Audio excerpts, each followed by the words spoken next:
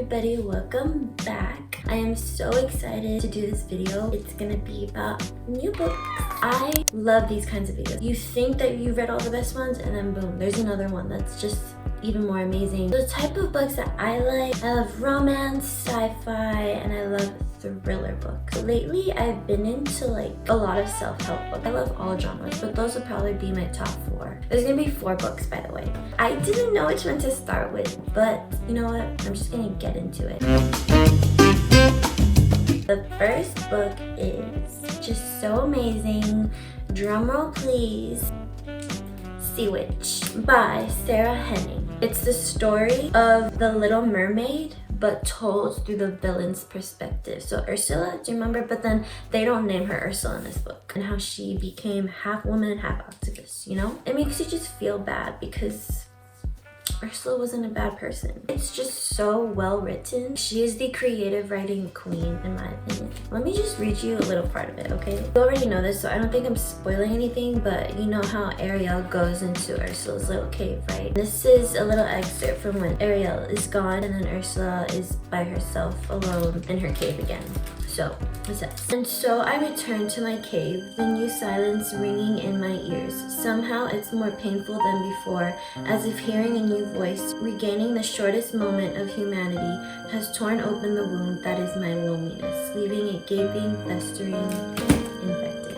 I don't know, that just made me feel things. I know I shouldn't be feeling bad because it's a villain that she bamboozled Ariel. It just made me sad that she was like really lonely. Finally got some human interaction, which is Ariel, and then after that she just went back into her cave, like back to being lonely. I just like the way that she described that. I just thought it was really beautiful and dramatic and I love it. So that's the first book. Now, we're gonna get into the self-help books. The rest of the books that I read this month were pretty much self-help books. Second book of the month of February is 12 out of 10, amazing. It's You Are a Badass at Making Money by Jen Sincero. I hope I said that right. I really should look up my shit so that I'm gonna look it up and see if it's right. So I looked it up. It's actually Jen Sincero because she's Italian. Guys, this book, if you haven't read it yet, what are you doing with your life? You need to read this book ASAP. She's saying that if we want to get rich, if we want money, we have to believe in our core, not just know it in our minds, but believe it in our core, live it and breathe it, that we deserve money. What she says very specifically, money is currency and currency is energy. Money are just tools, money just gives you options, but it starts with you. Your energy. Money is never scarce because money is everywhere. Opportunities to gain money is everywhere. It makes you examine what kind of thoughts are really limiting you. I'm so happy Barnes & Noble had this on sale. Okay, and then the 4th book is called Wabi Sabi. I don't have it with me right now because it was due at the library already and it was overdue. So I had to return it. And then I'm gonna put the author's name here because I don't want to butcher it. Wabi Sabi is a Japanese Zen philosophy that the imperfections of life makes you evaluate what you really want out of life. Honestly, I've been really getting into spirituality. You're gonna see me do this a million times in a video because I'm sorry, I talk with my hands, I can't help it. So anyways, I've been getting into a lot of spirituality books. It started with astrology actually, and then I wanted to branch out. So I started with this because in my interior design class, they said that as a designer, it's a must. Actually, instead of just a philosophy, people also use Wabi Sabi as an aesthetic. If you follow the Wabi Sabi aesthetic, then you're happy with what you need. You don't need things that follow the latest trends, just the simple things. My favorite quote from this book is "Nothing is perfect." It listed it too. It said 1, 2, 3.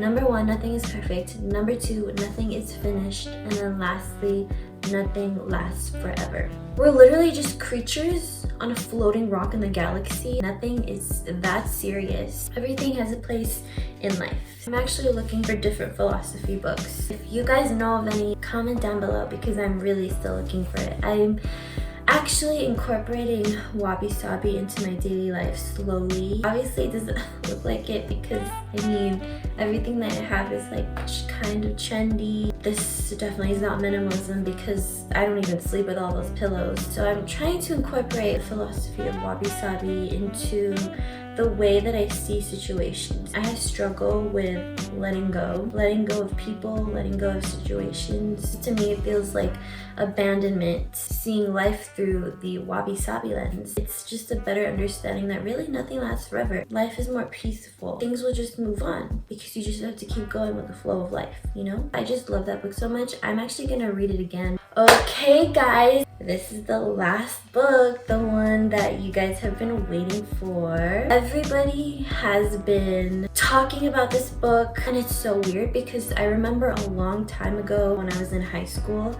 and I used to take Ubers home. I could have walked too, but I was fucking lazy. I was a lazy bitch. I used to take Ubers back home, and my Uber driver, he was very talkative that day. I actually kind of liked the things that he was talking about, so I didn't mind having a conversation with him. He was a very like spiritual, passionate guy. He recommended this book, The Four Agreements. He was like, you need to read that book. That is all you need to know in life. Once you read it, you are set. And I was like, you know, it's great. And I didn't really think about it back then. Nowadays, it's blowing up. I feel like the pandemic really made people, especially quarantining, it really made people sit with themselves and examine how people want to live their life, you know? I feel like I was talking so much and you're just like, Anna, just show me the fucking book already. The Four Agreements by Don Miguel Ruiz. This book, it's the answer to life itself. It's Jesus. It is God. And now I understand the hype. So the Four Agreements is about the 4 principles in life that you should live by. I'm just gonna say this. This is not spoiling anything because there's so much more that I'm not covering. These agreements are the beliefs that we really believe it to our core. We have so many agreements that we've made since we were younger. Agreements that influence our life and to live and think the way that we do today. The basic 4 agreements that you should only have in your life is, it's not spoiling because he already says it like the book cover. The 4 agreements is that you have to be impeccable with your word. Don't take anything personally. Don't make assumptions and always do your best. I'm gonna let you guys read on what that means because that's when I think spoiling comes in and I don't want to spoil anything. This book is just teaching us how to take accountability for our feelings, for our own beliefs, and realize that we can block out what we don't want in our lives and we have control, and that this whole thing is a dream. He literally says that. He says, life is a dream, so dream what you want. That depends on the agreements that you make in your life. It's based on the Toltec, a Toltec wisdom book. I hope I said that right. I'm gonna look it up. I'm sorry guys. I think I'm prepared for my videos and then I start talking and I realize I don't know what the fuck I'm talking about. Pronunciation. Toltec. Toltec. So I said it right. Duh. It's based on a Toltec philosophy that life is a dream. And it's our responsibility to know that we are in control because happiness is a choice.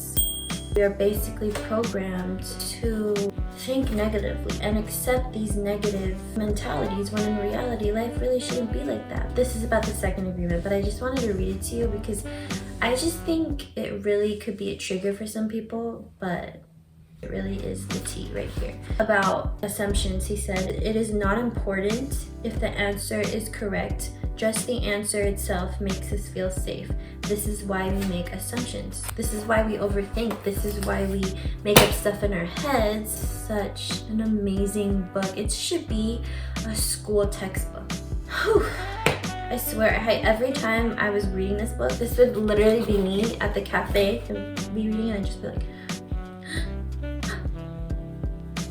you know? That would be me every 2 pages of this book. Sent chills down my spine. It really is the answer to world peace and the key to life. So if you've been looking for that, right here. So yeah guys, those are the 4 books of February that I fell in love with. I've always been wanting to make my favorite books of the month. So this is gonna be the first of the little series. You are gonna get this video every month. I'm already currently reading books for March, duh, because today's March 2nd. I wasn't sure if I should post this like the last day of February or like the beginning of March. I think for the next video, I'm gonna post it like the last week or the last day of March because it just makes more sense, you know? Right now I'm reading, it's called Why We're Polarized, just about American politics. I'm not really gonna get into it because that's for the next video. I think I'm gonna put this in the next video because I really love it so far. I wanted to read this other book called Stepsisters. I want to finish it. I actually started it, but then I had to return it at the library because it was overdue. I have an issue with overdue books. Now I'm not like that anymore. That one is kind of like Sea Witch. It's the Cinderella story, but told through the eyes of the stepsisters. It's really interesting. Let me know if you like this video, if you want me to add different things, like if you want me to say more quotes or maybe expand on it more. I'm trying to learn how to summarize a book without giving too much away, you know, because I don't want to spoil it for you guys. I just want to give you recommendations. Also, I completely even ignored it, but in my last vlog, I painted my room blue and I finished some little spots in the ceiling that I kind of accidentally painted on, but it's fine because I'll just fix it with white paint. Thank you so much for watching. Finally, I'm filming them and not just talking to myself, you know? So stay tuned for the next Books of the Month videos in March. Thank you.